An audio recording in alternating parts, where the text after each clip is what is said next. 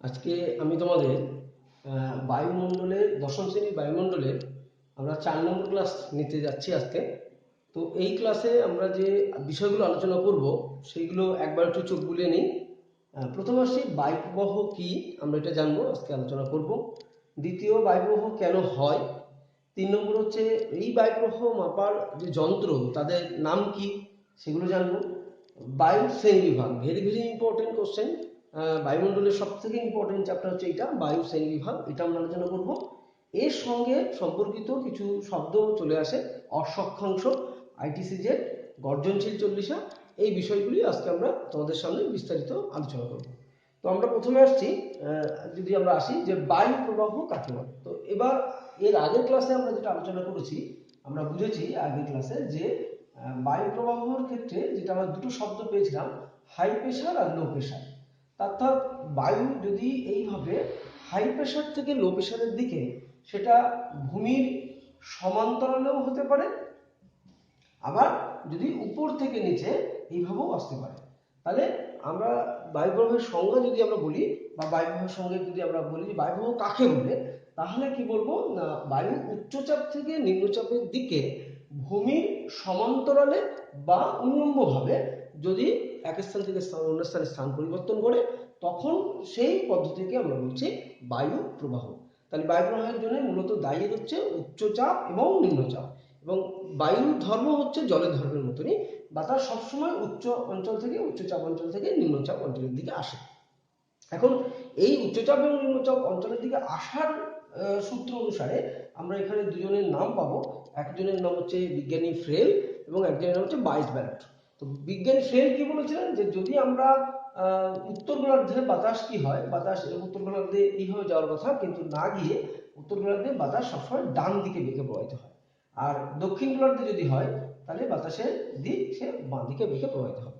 এই একই কথাই বিজ্ঞানী বাইস ব্যালট তিনি কি বললেন, তিনি একটু ঘুরিয়ে বললেন। তিনি বললেন যে বায়ু প্রবাহের দিকে যদি তুমি মুখ করে দাঁড়াও উত্তর গোলার্ধে, তাহলে বায়ু যদি পেছন ফিরে দাঁড়াও, ধরো এই পেছন দিকে বাতাসের দিকে যাচ্ছে, তাহলে আমি পেছনে দাঁড়িয়ে আছি, আমি পেছনটা ফিরে, তাহলে আমি উত্তর গোলার্ধে দাঁড়িয়ে আছি, তাহলে আমার ক্ষেত্রে বাতাস আমার ডান হাতে চাপটা প্রেশার দিবে।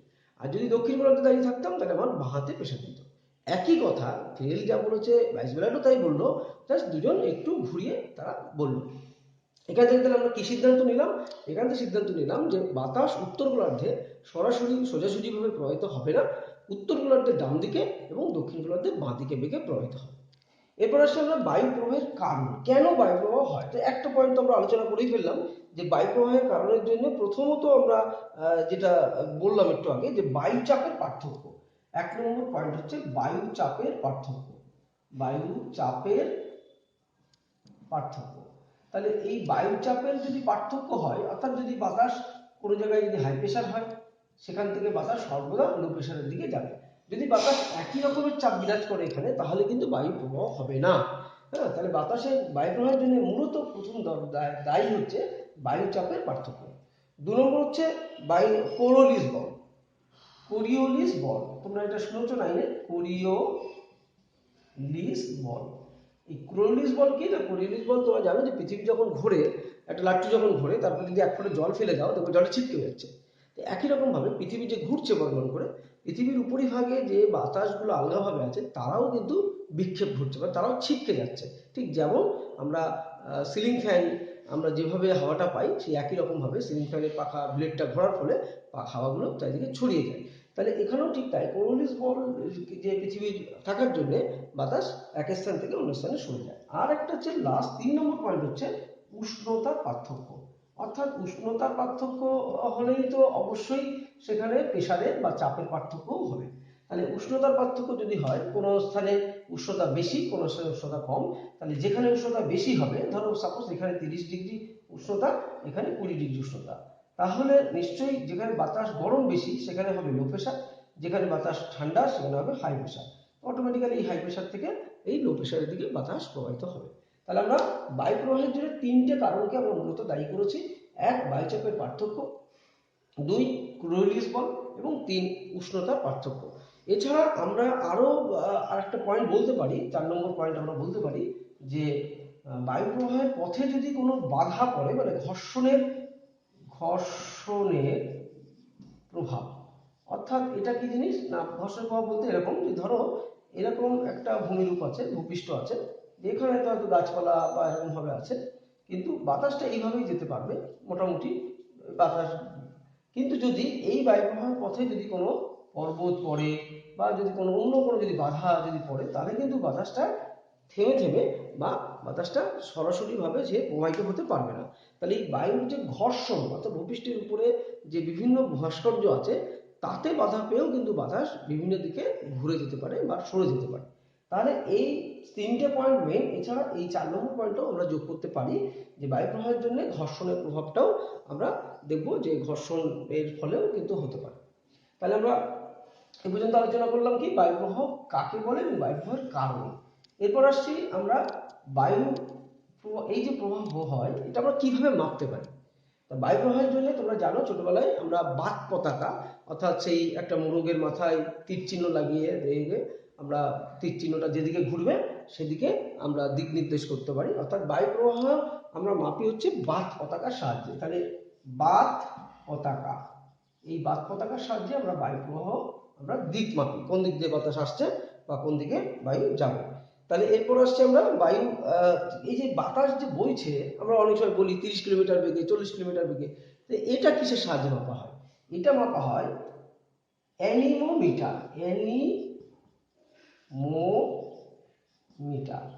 অর্থাৎ বায়ুর গতিবেগ মাপার যন্ত্রের নাম হচ্ছে অ্যানিমোমিটার। তাহলে আমরা দুটো শর্ট কোশ্চেন পেয়ে গেলাম যে বায়ুর দিক মাপা হয় বা বায়ুর কোন দিক দিয়ে প্রবাহিত হয়ে আসছে সেটা কি কোন দিক দিয়ে মাপা হয় যে বায়ু বাত পতাকা, আর বায়ুর গতিবেগ মাপা হয় কিসের সাহায্যে? বায়ুতে অ্যানিমোমিটারের সাহায্যে। তাহলে আমরা এই দুটো জেনে গেলাম। এরপর আসছে আমরা বায়ু শ্রেণী বিভাগ, যেটা সব থেকে ইম্পর্টেন্ট। আচ্ছা, বায়ু শ্রেণী বিভাগের মধ্যে আমি যদি বলি, প্রথমে আমরা যদি ভাগ করি বায়ু, এটাকে আমি একটুখানি সংক্ষেপে দেখানোর জন্য তোমাদের দেখাচ্ছি। মূলত আমরা বায়ুকে আমরা মোট 4 ভাগে ভাগ করতে পারি। এক নম্বর হচ্ছে নিয়ত বায়ু, দু নম্বর হচ্ছে সাময়িক বায়ু, তিন নম্বর স্থানীয় বায়ু এবং 4 নম্বর হচ্ছে আমরা যদি দেখি যে আকস্মিক বায়ু। তাহলে এই 4 রকমের বায়ু আজকে আমরা আলোচনা করব। প্রথম হচ্ছে নিয়ত বায়ু, 2 সাময়িক বায়ু, 3 স্থানীয় বায়ু এবং 4 হচ্ছে আকস্মিক বায়ু। তাহলে প্রথম আমরা যাই নিয়ত বায়ু। আমি এটা এখন আপাতত বুঝে দিই। নিয়ত বায়ু প্রথম আমরা আলোচনা করব।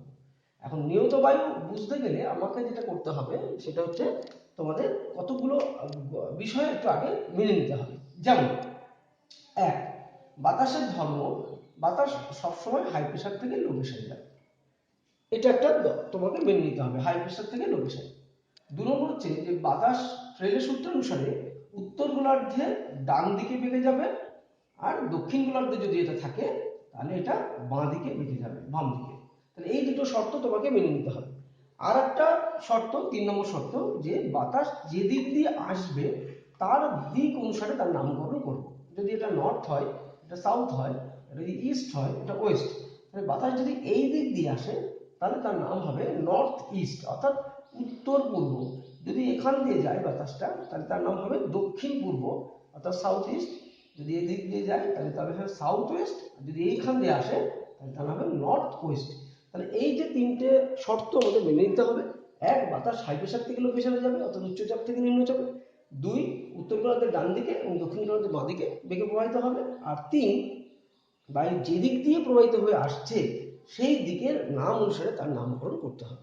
তাহলে এই 3টে জিনিস যদি আমরা বুঝে নিতে পারি বা যদি মেনে নিতে পারি, এরপর আমরা যেটা দেখাবো সেটা হচ্ছে যে তোমরা এই ছবিটা এর আগের ক্লাসে তোমরা দেখেছো, আমি আরেকবার দেখিয়ে দিচ্ছি।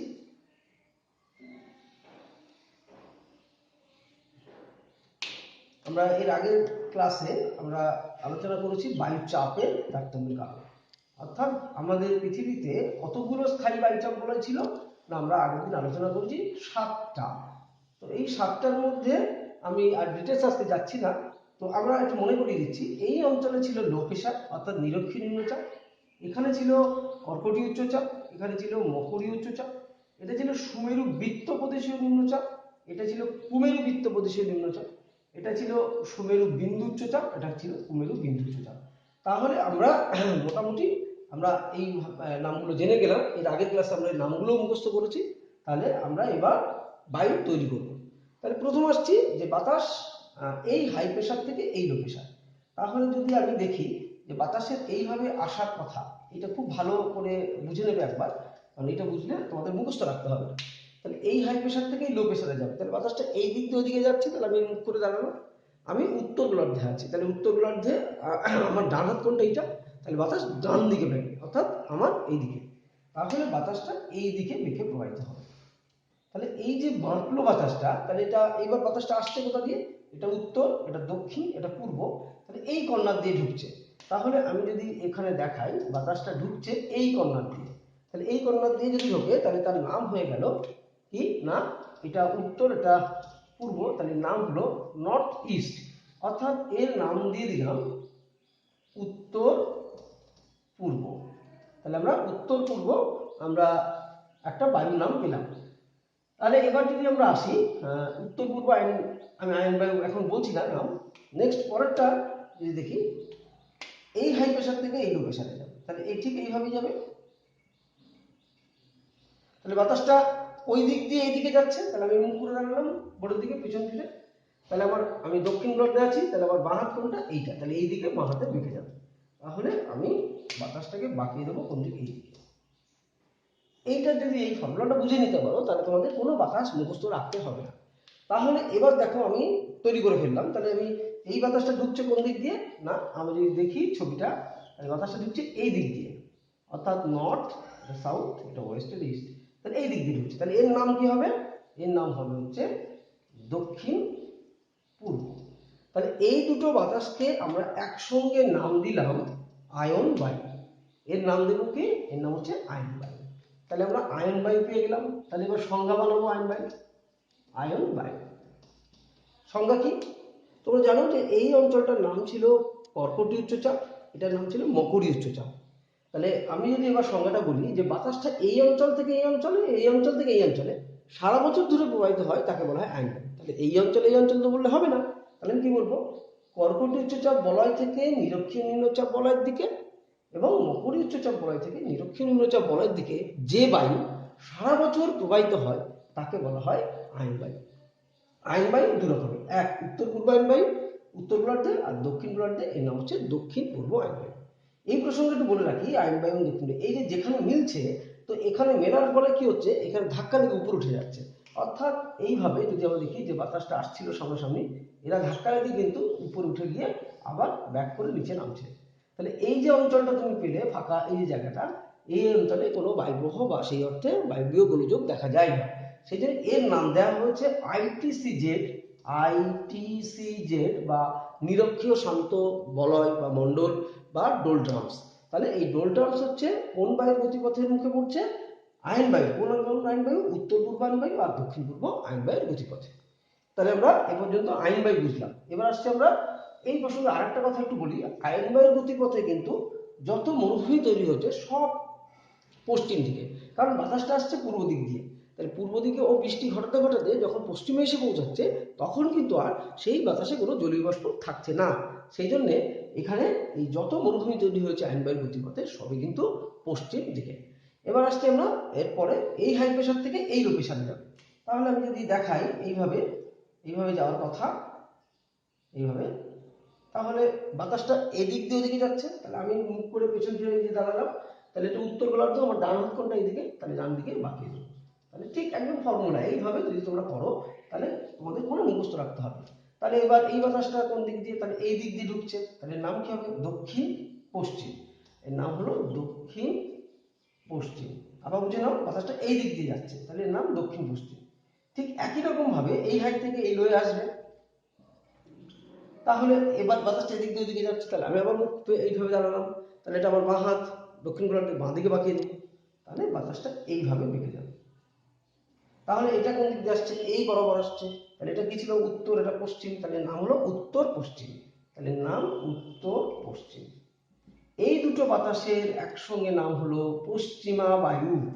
এর নাম হলো পশ্চিমা বায়ু।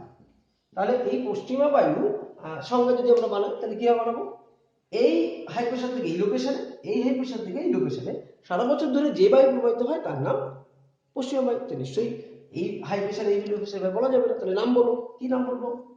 কর্কট উচ্চচাপ বলয় থেকে সুমেরু বৃত্তপ্রদেশীয় নিম্নচাপ বলয়ের দিকে এবং মকরী উচ্চচাপ বলয় থেকে কুমেরু বৃত্তপ্রদেশীয় নিম্নচাপ বলয়ের দিকে সারা বছর ধরে যে বায়ু প্রবাহিত হয় তার নাম পশ্চিমা বায়ু।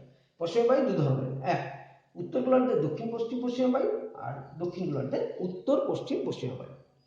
এখন এই পশ্চিমা বায়ুর গতিপথেও ঠিক উল্টো, যেহেতু পশ্চিম থেকে পূর্ব দিকে যাচ্ছে সেই জন্য এর গতিপথে যত মরুভূমি তৈরি হবে সব পূর্ব দিকে, কারণ পশ্চিম দিকে বৃষ্টি ঘটাতে ঘটাতে যখন পূর্বে পৌঁছাচ্ছে তখন আর জলীয় বাষ্প থাকছে না, সেই জন্যে পশ্চিমা বায়ুর গতিপথে মরুভূমি সৃষ্টি হয় পূর্ব দিকে, আর আইন বায়ুর গতিপথে যত মরুভূমি তৈরি হয় সবই হচ্ছে পশ্চিম দিকে।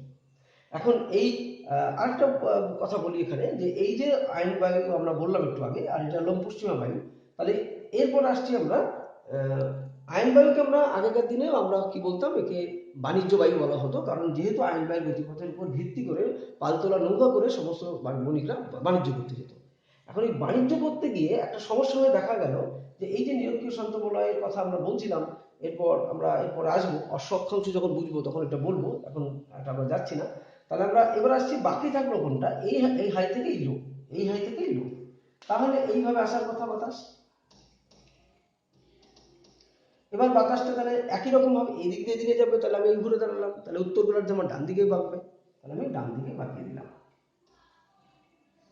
আবার একই রকম ভাবে এই হাই থেকে এই লো, এটা আমার এইদিকে বেঁকে যাবে। তা দেখো এইটা আর এইটা একই জিনিস, এইটা এবং এইটা কিন্তু একই জিনিস, তাহলে নাম কিন্তু সে আগের মতনই হবে। এটা এই দিক দিয়ে ঢুকছে তাই এর নাম হলো উত্তর পূর্ব, এটা এই দিক দিয়ে যাচ্ছে তাই এর নাম হলো দক্ষিণ পূর্ব। এখন এই দুটো বাতাসের নাম দিলাম একসঙ্গে আমরা মেরু বায়ু, এর নাম মেরু বায়ু। তাহলে মেরু বায়ুর সংজ্ঞা বানাও, এই হাই থেকে এলো, এই হাই থেকে এলো, সারা বছর ধরে যে বায়ু প্রবাহিত হয় তার নাম মেরু বায়ু। তাহলে আমরা বলবো এবার কি, সুমেরু বিন্দু উচ্চচাপ বলয় থেকে সুমেরু বৃত্তপ্রদেশীয় নিম্নচাপ বলয়ের দিকে এবং কুমেরু বিন্দু উচ্চচাপ বলয় থেকে কুমেরু বৃত্তপ্রদেশীয় নিম্নচাপ বলয়ের দিকে সারা বছর ধরে যে বায়ু প্রবাহিত হয় তার নাম মেরু বায়ু। তাহলে মেরু বায়ু দুই ধরনের, এক উত্তর পূর্ব মেরু বায়ু আর দুই দক্ষিণ পূর্ব মেরু বায়ু। তাহলে আমরা টোটাল আমরা এই যে বায়ুর যে শ্রেণীবিভাগটা করলাম তাহলে আমরা তিনটে পেলাম, এক হচ্ছে আইন বায়ু, দুই হচ্ছে পশ্চিমা বায়ু, আর তিন হচ্ছে মেরু বায়ু। তাহলে এই তিনটে বায়ুর কমন যে সংজ্ঞাটা আমরা বলেছিলাম, দেখো যে সারা বছর ধরে যে বায়ু প্রবাহিত হয়, তাহলে এইবার যদি আমি এই টোটাল তিনটে বাতাসকে একসঙ্গে বলি তার নাম হচ্ছে নিয়ত বায়ু। নিয়ত মানে প্রতিনিয়ত, সবসময়, অলওয়েজ। তাহলে আমি সংজ্ঞা বললাম কি, যে বায়ু এই বছর সারা বছর ধরে একটি নির্দিষ্ট দিক থেকে নির্দিষ্ট দিকে প্রবাহিত হয় তাকে বলা হয় নিয়ত বায়ু। তা অন্যভাবে বলতে পারো যে সারা নিয়ত বায়ু হচ্ছে কি, যে একটি নির্দিষ্ট দিক থেকে নির্দিষ্ট দিকে যে বায়ু সারা বছর ধরে প্রবাহিত হয় তার নাম নিয়ত বায়ু। তাহলে আমরা নিয়ত বায়ুকে তিনটে ভাগে ভাগ করেছি, এক আইন বায়ু, দুই পশ্চিমা বায়ু, আর তিন মেরু বায়ু। তাহলে আমরা এখান থেকে আমরা নিয়ত বায়ু শ্রেণীভাগটা বুঝে গেলাম। একটা কথা একটু বলি, এই যে আইন বায়ু আমরা বলছিলাম, আইন বায়ু এই যে বাতাসটা ধাক্কা লেগে উপরে উঠে যাচ্ছে এবং দু সাইডে নেমে যাচ্ছে, যদি এইভাবে দেখাই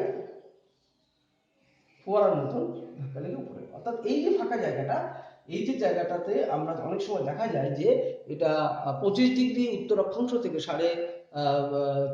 35 ডিগ্রি উত্তর অক্ষাংশের মধ্যে উত্তর এবং দক্ষিণ উভয় গোলার্ধেই কিন্তু দেখা যায় যে এখানে বাতাসের কোনো পার্শ্ব প্রবাহ থাকে না, অর্থাৎ এই যে নামছে এদিকে, এদিকেও নামছে, এই যে বাতাসের এখানে উল্লম্ব প্রবাহ, অর্থাৎ বাতাস এখানে উপরে আর নিচে প্রবাহিত হয়। তো এখানে যদি কখনো কোনো পালতোলা জাহাজ যদি আমরা দেখি যে এই অঞ্চলে চলে এসছে এক সময় আগেকার দিনে নৌকা ইউজ করে, তাহলে এইভাবে কোনো বাতাস আমরা পাচ্ছি না, তাহলে আমরা কি পাচ্ছি, এই উপর উঠছে নিচে নামছে, তো এখানে এসে কি হবে, এই পালতোলা জাহাজটা কিন্তু এখানে আটকে যাবে।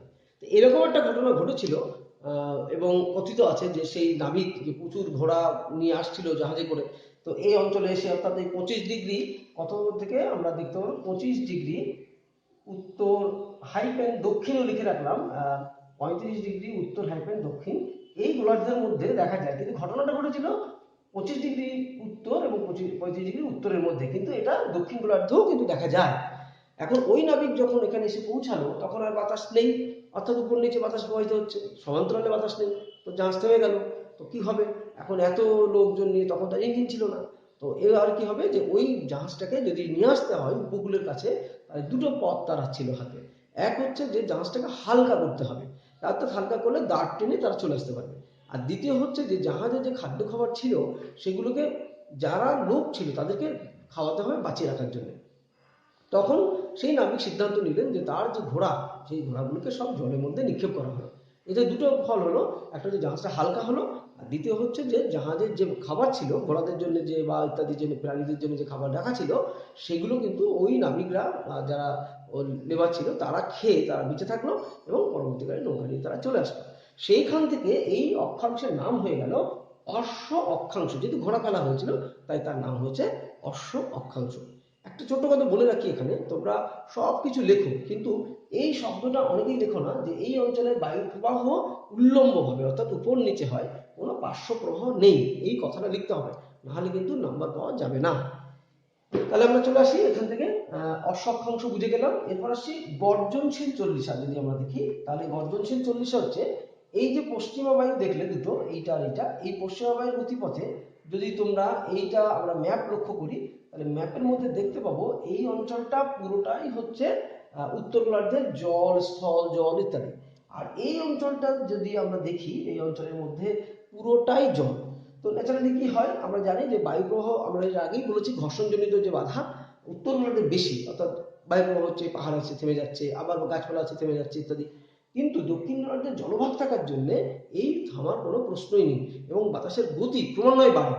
অর্থাৎ 23.5 ডিগ্রি উত্তর থেকে 23.5 ডিগ্রি, 66.5 ডিগ্রি দক্ষিণ, এই অঞ্চলের মধ্যে বাতাস কিন্তু ধীরে ধীরে যত এগোতে থাকে তত তার গতিবেগ বাড়তে থাকে। এবং আমরা যদি দেখি যে এইভাবে যদি অঞ্চলটা হয়, এটা যদি 23.5 ডিগ্রি উত্তর হয়, সরি দক্ষিণ, আর এটা যদি 66.5 ডিগ্রি দক্ষিণ হয়, তো বাতাসটা এই অঞ্চলের মধ্যে যখন প্রবাহিত হচ্ছে ধীরে ধীরে এই 23.5 অর্থাৎ 40 ডিগ্রির কাছে এসে এই বাতাসের গতিবেগ প্রচন্ড বেড়ে যাচ্ছে এবং বাতাস একদম শব্দ করছে, সাই সাই সাই করে শব্দ হয় এবং গতিবেগ প্রচন্ড হারে বাড়ে। তাহলে এই যে গতিবেগ সম্পন্ন বায়ু 40 ডিগ্রি দক্ষিণ অক্ষাংশের কাছে এসে এর নাম হলো গর্জনশীল চল্লিশা। ভালো করে বুঝে নাও, গর্জনশীল চল্লিশা হলো আর কিছুই না, এটা উত্তর পশ্চিম পশ্চিমা বায়ু যেটি 40 ডিগ্রি দক্ষিণ অক্ষাংশের কাছে এসে প্রচন্ড গতিবেগ সম্পন্ন এবং সশব্দে প্রবাহিত হয়, একে বলা হচ্ছে গর্জনশীল চল্লিশা।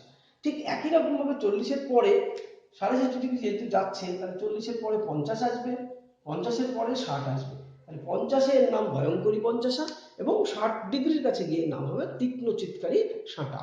তাহলে এই তিনটে বাতাসের নাম আমরা পেয়ে গেলাম। এরা কিন্তু প্রত্যেকেই কিন্তু উত্তর পশ্চিম পশ্চিমা বায়ু। ভালো মনে রাখবে, পরীক্ষা প্রশ্ন আসতে পারে যে 40 ডিগ্রি উত্তর অক্ষাংশে গর্জনশীল চল্লিশা দেখা যায় কি বা গেলে তার কারণ কি? না, উত্তর হবে না, কারণ 40 ডিগ্রি উত্তর অক্ষাংশের কাছে কিন্তু বাতাসের এরকম গতি লক্ষ্য করতে পারি না, কারণ যেহেতু স্থলভাগ এবং জলভাগের বন্টন উত্তর গোলার্ধে বেশি, সেই জন্য একমাত্র দক্ষিণ গোলার্ধে কিন্তু এই গর্জনশীল চল্লিশা দেখা যাবে।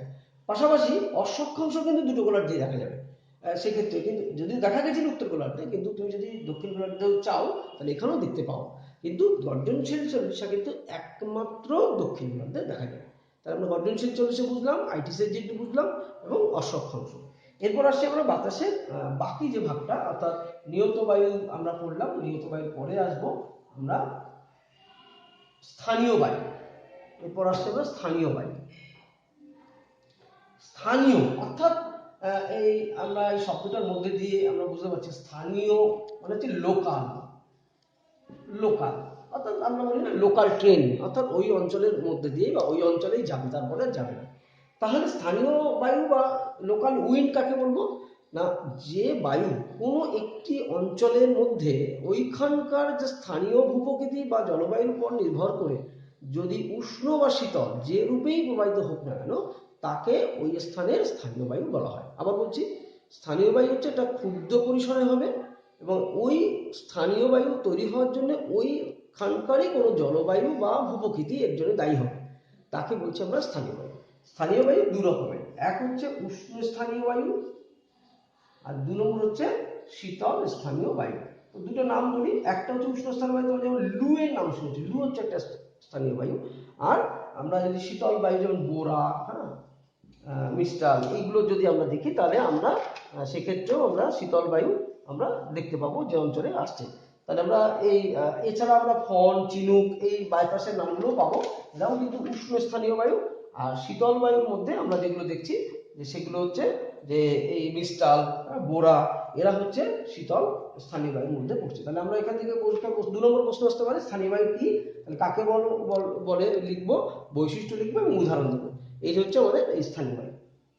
এবার আসছে আমরা স্থানীয় বায়ুর পর, তাহলে আমরা দুটো পড়লাম, একটা হচ্ছে নিয়ত বায়ু, 2 নম্বর হচ্ছে স্থানীয় বায়ু, 3 নম্বর হচ্ছে সাময়িক বায়ু।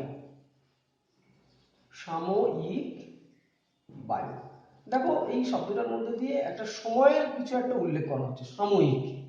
তো আমরা যদি দেখি এরকম ভাবে যে এদিকে ধরো এরকম ঘর বাড়ি আছে, এখন দিনের বেলায় এটা যদি সমুদ্র ভাবি, দিনের বেলায় সমুদ্রে অর্থাৎ সূর্য উঠেছে, সমুদ্রে জলের উপরে কিরণ দিচ্ছে এবং স্থলভাগের উপর দিচ্ছে। তো স্থলভাগ আগে গরম হয়, জলভাগ পরে গরম হয়। তাহলে স্থলভাগের উপরে লো প্রেশার, জলভাগের উপরে হাই প্রেশার। তাহলে এই হাই প্রেশার থেকে লো প্রেশারে বাতাস ছুটে যাবে।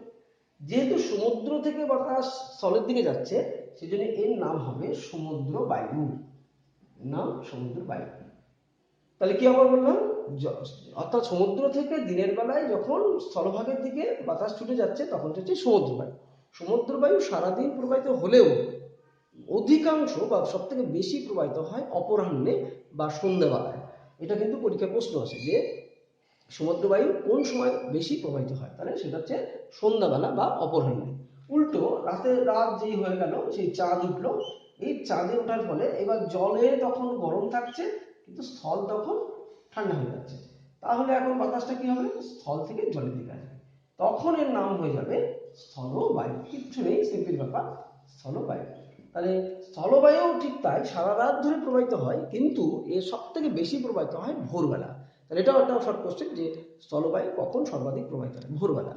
এবার আসছি আমরা এই স্থলবায়ু এবং যে এই যে জল আমরা বললাম যে সমুদ্র বায়ু, এটা সাময়িক বায়ুর উদাহরণ। এবার আমরা যদি ঠিক একই রকম ঘটনা দেখি ভারতবর্ষের ক্ষেত্রেও এরকম একটা ঘটনা ঘটে। কি ঘটনা, আমরা যদি দেখি যে গরমকালে স্থলভাগ গরম হয়ে যাচ্ছে, যদি আমরা এরকম দেখি ভারতের ম্যাপটা, এবং জলভাগে তখন হাই প্রেশার থাকছে। তো এই হাই প্রেশার থেকে বাতাস ছুটে আসছে কোথায়, এই জলভাগের দিকে। তাহলে এই যে বাতাসটা আসছে যখন উত্তর গোলার্ধ চেঞ্জ হচ্ছে, তাহলে ডান দিকে বেঁকে যাচ্ছে, তখন বাতাস এইভাবে ঢুকছে, এর নাম হচ্ছে দক্ষিণ পশ্চিম মৌসুমী বায়ু। আবার একই রকম ভাবে যখন শীতকাল হচ্ছে তখন কি হচ্ছে, স্থলভাগে তখন শীত ঠান্ডা অর্থাৎ উচ্চচাপ, জলভাগে তখন গরম, সূর্যের দক্ষিণায়নের জন্য গরম, জলভাগ গরম হয়ে যাচ্ছে, তখন বাতাসটা আবার ছুটে যাচ্ছে কোথায়, এই দিক দিয়ে এদিকে ছুটে যাবে। তাহলে সেই একই রকম ভাবে উত্তর গোলার্ধের ডান দিকে বেঁকে, অর্থাৎ এর নাম হবে উত্তর পূর্ব মৌসুমী বায়ু। তো দেখো একই ঘটনা, স্থলবায়ু আর জলবায়ুর সমুদ্র বায়ুর কিন্তু দেখো বড় ঘটনাটা হচ্ছে এইটা। তাই এই জন্য বলা হয় স্থলবায়ু এবং সমুদ্র বায়ুর বৃহৎ সংস্করণ হচ্ছে মৌসুমী বায়ু। তো একই রকম ভাবে হচ্ছে, ওটা ছিল দিনের একটা সময়, আর এটা দেখো ঋতুতে হলো।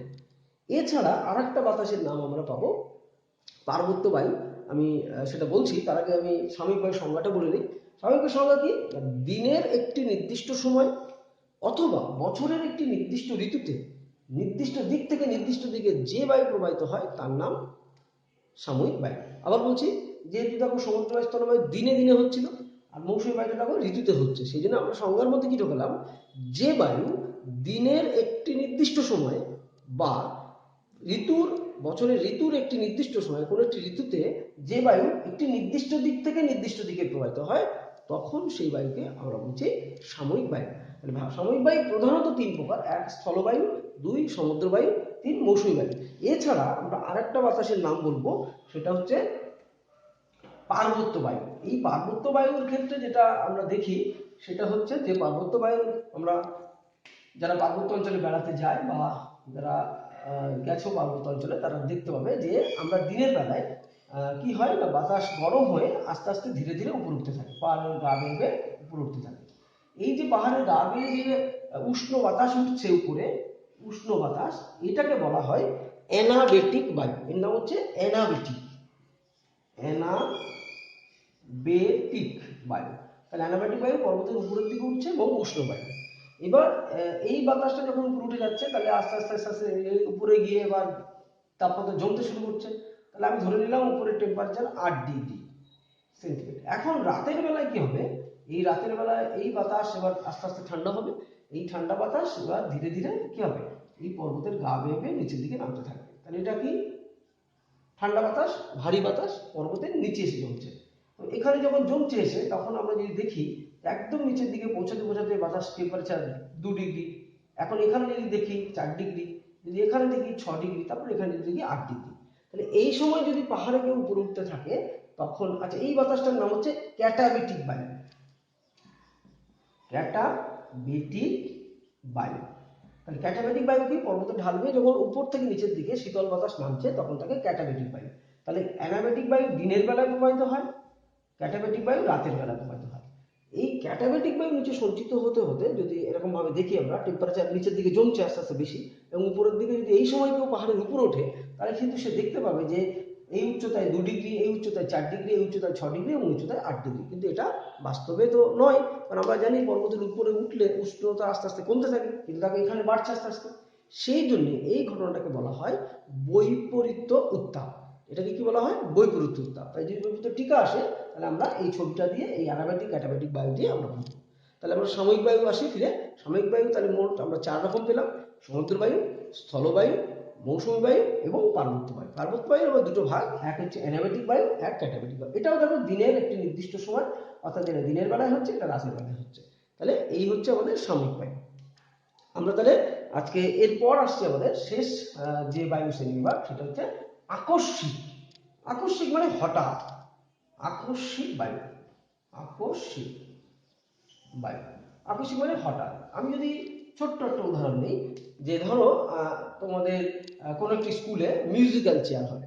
এখন এই মিউজিক্যাল চেয়ার হতে গেলে কি হবে, যে আমরা জানি চারদিকে চেয়ার দেওয়া থাকে এবং যারা প্রতিযোগী বা প্রতিনিধি থাকে তারা সেই চেয়ার দিয়ে ঘোরে। তো এমন একদিন একটা অনুষ্ঠান করা হলো যে ওইরকম ভাবে হবে না, মাঝখানে একটা চেয়ার থাকবে। যদি আমি দেখি যে এরকম ভাবে মাঝখানে একটা চেয়ারের ব্যবস্থা করে দিলাম এবং পার্টিসিপেন্ট যারা আছে তারা এই বাইরের দিকে তারা ঘুরবে, বাইরের দিকে তারা দাঁড়াবে। তাহলে আমরা যদি দেখি যে এরকম ভাবে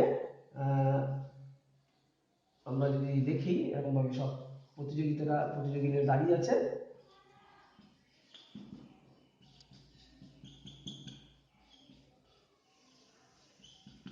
এইভাবে সব দাঁড়িয়ে আছে। তাহলে কি হবে, এই যে বাতাসটা আমরা দেখতে পাচ্ছি যে শর্ত কি, যে এই মাঝখানে এসে যে মিউজিক শেষ হবে সবাই এসে এই মাঝখানে বসবে। তো এবার দেখা গেল যে মিউজিক শেষ হবে, তো এই চেয়ারটা যেমন আছে হয়তো তেমনই থাকতে পারে বা পড়ে যেতে পারে, আর বাকিদের অবস্থা কি হতে পারে না, ধাক্কা লেগে সবাই ছিটকে বাইরে বেরিয়ে গেছে। ঠিক একই রকম ঘটনা যদি আমাদের বায়ুমণ্ডলের মধ্যে ঘটে, যে হঠাৎ করে যদি মাঝখানে কোনো জায়গায় লো প্রেশার তৈরি হয় এবং সেই তুলনায় যদি বাতাস বাইরের দিকে যদি হাই প্রেশার বিরাজ করে, তখন কি হয়, এই লো প্রেশার ভরাট করার জন্য, অর্থাৎ এই নিম্নচাপ ভরাট করার জন্য, এই যেমন মিউজিক্যাল চেয়ার যখন এই বাইরে থেকে এরা যখন ছুটে আসছিল, তখন একই রকম ভাবে এই বাতাসটাও কিন্তু এই লো প্রেশার ভরাট করার জন্য ছুটে আসবে এবং এসে ধাক্কা লেগে, ঠিক এইভাবে ধাক্কা লেগে বাতাসটা ঘুরতে ঘুরতে উঠে যাবে। এই বাতাসটার নাম দিয়েছি আমরা আকস্মিক বায়ু এবং এর নাম হচ্ছে ক্রান্তীয় ঘূর্ণবাত। তাহলে আমরা আকস্মিক বায়ু কি বললাম, যে হঠাৎ যদি কোনো জায়গায় লো প্রেশার তৈরি হয়, সেই লো প্রেশার ভরাট করার জন্য যদি চারদিক দিয়ে বাতাস ছুটে আসে দ্রুত গতিতে, তখন সেই বাতাসটার নাম হচ্ছে আকস্মিক বায়ু। এই আকস্মিক বায়ু হচ্ছে আমরা প্রধানত আমরা আকস্মিক বায়ু দুই রকম পাবো। এক হচ্ছে আকস্মিক বায়ু আমরা পাবো হচ্ছে ঘূর্ণবাত,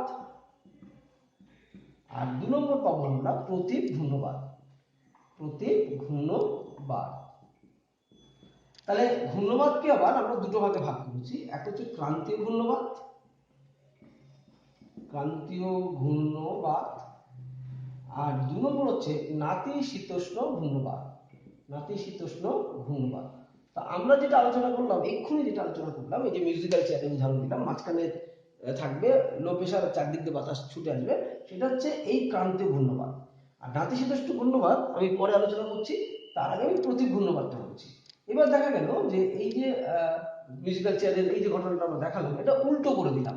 উল্টো কি না, আমরা বলে দিলাম মাঝখানে সমস্ত প্রতিযোগিতারা দাঁড়াবে, অর্থাৎ এই মাঝে সবাই দাঁড়িয়ে থাকবে এক জায়গায় সবাই দাঁড়ালো, বাইরের দিকে চেয়ার দিয়ে দেওয়া হবে। তাহলে এখন যদি বাইরের দিকে ছুটে যায় সবাই, তাহলে কিন্তু কারোর সঙ্গে কারোর ধাক্কা লাগবে না। তাহলে এই ঘটনাটা ঠিক একই রকম হলো যদি আমরা দেখি যে হাই প্রেশারটা হচ্ছে মাঝখানে আর তার বাইরের দিকে হচ্ছে লো প্রেশার, তাহলে তখন এই বাতাস ছুটে যাবে বাইরের দিকে, দেখবে কোনো রকম ঝামেলা হবে না। একে বলছি আমরা প্রতীপ ঘূর্ণবাদ। তাহলে আমরা যদি ঘূর্ণবাদ আর প্রতীপ ঘূর্ণবাদের পার্থক্য পাই, তাহলে আমরা কিন্তু অ্যাকচুয়ালি ক্রান্তীয় ঘূর্ণবাদ যেটা আগে পেলাম, তাহলে ছবি দুটো যদি পাশাপাশি আঁকি তাহলে আমরা বুঝতে পারবো। তাহলে ঘূর্ণবাদের প্রতীপ ঘূর্ণবাদের পার্থক্যের মধ্যে আমরা ছবি এরকম যদি দেখি, এটা লো প্রেশার, এটা হাই প্রেশার, তাহলে এটা হচ্ছে কিন্তু অ্যাকচুয়ালি ক্রান্তীয় ঘূর্ণবাদ, আর এটা হচ্ছে প্রতীপ ঘূর্ণবাদ। প্রতীপ ঘূর্ণবাদের কোনো শ্রেণীবিভাগ নেই। তাহলে আমি যদি পার্থক্য আসে যে ঘূর্ণবাদ এবং প্রতীপ ঘূর্ণবাদ, তাহলে আমি ক্রান্তীয় ঘূর্ণবাদটাকেই ধরে যদি নেই ঘূর্ণবাদ, তাহলে এই দুটোর মধ্যেই পার্থক্য বলতে পারি। কি না, ক্রান্তীয় ঘূর্ণবাদের মাঝখানে থাকে লো প্রেশার, এর থাকে হাই প্রেশার। ক্রান্তীয় ঘূর্ণবাদের বাইরে থাকে হাই প্রেশার, আর প্রতীপ ঘূর্ণবাদের বাইরে থাকে লো প্রেশার। ক্রান্তীয় ঘূর্ণবাদের ক্ষেত্রে আমরা দেখতে পাচ্ছি যে এ প্রচন্ড বিধ্বংসী, এটি অত বিধ্বংসী নয়। এটির ক্ষেত্রে প্রচন্ড ঝড় বৃষ্টি, প্রবল ঝড় বৃষ্টি, মেঘ, বিদ্যুৎ চমকানো সব হয়, এর কিন্তু হয় না, এর রৌদ্র করজ্জ্বল আবহাওয়া, এর বৃষ্টি হয় না। আচ্ছা, এর গতিবেগ 30 থেকে 300 কিলোমিটার পর্যন্ত হতে পারে, এর গতিবেগ 30 থেকে 50 কিলোমিটার হয়। এটি সাধারণত গ্রীষ্মকাল এবং শরৎকালে তৈরি হয়। এটি কিন্তু সাধারণত আমরা দেখতে পাই শীতকালের দিকে তৈরি হয়। এটি ক্রান্তীয় অঞ্চলে তৈরি হয়, এটি নাতিশীতোষ্ণ ও হিমমণ্ডলে তৈরি হয়। এরকমভাবে যদি আমরা পার্থক্য তৈরি করতে থাকি একটার পর একটা, তাহলে আমরা ক্রান্তীয় ঘূর্ণবাদ এবং প্রতীপ ঘূর্ণবাদের পার্থক্য অন্তত 10 থেকে 12টা পার্থক্য নিজেরাই বানাতে পারবো। তাহলে আমরা দুটো জিনিস বুঝলাম, আকস্মিক বায়ু দুই রকমের, একটা হচ্ছে ঘূর্ণবাদ, দুই হচ্ছে প্রতীপ ঘূর্ণবাদ। প্রতীপ ঘূর্ণবাদটা তো বুঝে গেলাম। এবার আসছি ক্রান্তীয় ঘূর্ণবাদ। ঘূর্ণবাদকে দুভাগে ভাগ করেছি, এক ক্রান্তীয় ঘূর্ণবাদ, এই যে ঘটনাটা বললাম। এবার লাস্ট আসছি আমরা নাতিশীতোষ্ণ ঘূর্ণবাদ কি জিনিসটা। তোমরা রামায়ণ দেখেছো যে রাম একটা তীর ছাড়লো এরকম ভাবে, এদিক দিয়ে রাম মেরেছে, এদিক দিয়ে রাবণ হয়তো তীর মারলো, তো এসে একটা জায়গায় মিলিত হয়। তোমরা টিভিতে দেখেছো অনেক সময়, দিয়ে যারটা শক্তিশালী তাতে থাকে, তারটা অন্যটি চলে যায়। একই রকম ভাবে যদি আমরা দেখি যে এদিক দিয়ে উষ্ণ বায়ু আসছে আর এদিক দিয়ে শীতল বায়ু আসছে, যখন তারা মুখোমুখি হচ্ছে তখন এই যে যেখানে মিলিত হচ্ছে এর নাম হচ্ছে সীমান্ত, ফ্রন্ট লাইন, এর নাম হচ্ছে সীমান্ত। তাহলে উষ্ণ বাতাস আর শীতল বাতাস যখন পরস্পর মিলিত হবে, তাহলে যে বর্ডারে এসে মিলিত হচ্ছে তার নাম সীমান্ত। এখন এই সীমান্ত বরাবর উষ্ণ বায়ু যেহেতু হালকা উপর উঠতে চাইবে, আর শীতল বাতাস যেহেতু ভারী নিচে নামতে চাইবে।